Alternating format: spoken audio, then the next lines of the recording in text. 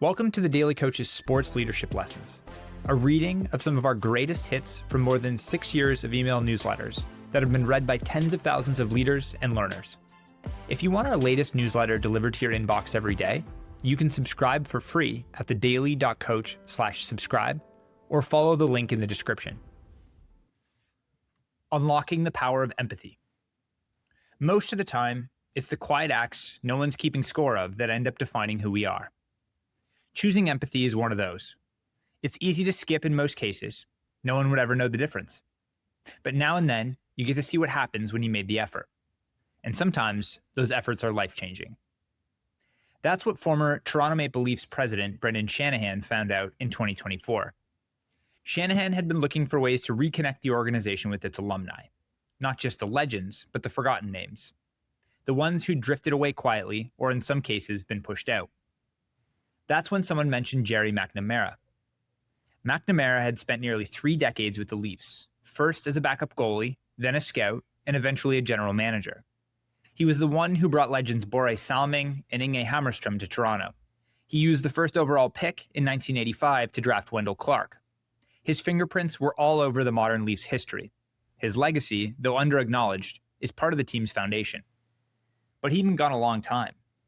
After being fired during a messy internal power struggle in 1988, McNamara walked away from the game completely. He stopped watching and stopped talking to the hockey community. He didn't just lose his job, he lost his sense of belonging. When Shanahan eventually got McNamara on the phone, he was surprised by what he'd heard. By then, McNamara was in his late 80s. Shanahan had assumed he had softened to the experience, but he hadn't. That changed the approach. Shanahan wasn't trying to rewrite history, but he did want to acknowledge it. He saw someone who'd given decades to the organization and had been made to feel invisible. He understood the importance of doing something about that. He started by inviting McNamara to his golf tournament, then encouraged him to come back to games and spend time in the alumni suite. There was no big announcement, no forced reconciliation, just small, sincere efforts to make someone feel like they were part of the team again. McNamara started re-engaging with the hockey community. He joined alumni calls and attended events.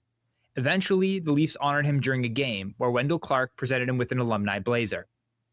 Shanahan's timing turned out to be more meaningful than he could have imagined.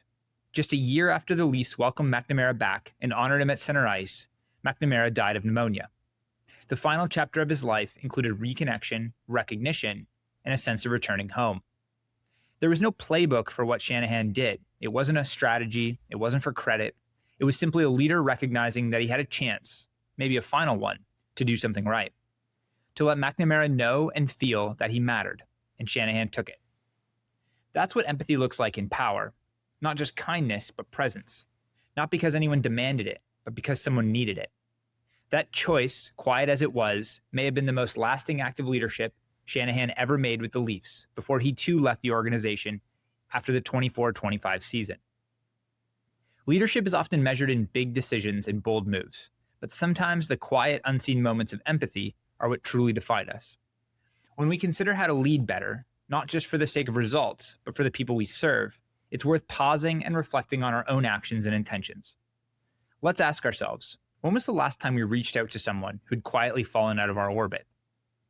What stopped us from making that call? What might change if we did it today? How often do we think about those who have left our organization? Not just the ones who left on good terms, but those who were hurt, overlooked, or forgotten. What small, quiet acts of empathy could we commit to that wouldn't take much time or resources, but might mean everything to someone else? What separates good leaders from transformational ones is the willingness to do the work that often goes unseen, but makes all the difference. Thanks for joining this episode of The Daily Coach. On behalf of Michael Lombardi, Coach George Raveling, and the entire Daily Coach team, we're grateful for your support. Remember, the most important person you will ever lead is yourself. Keep growing, keep learning, and most importantly, keep showing up.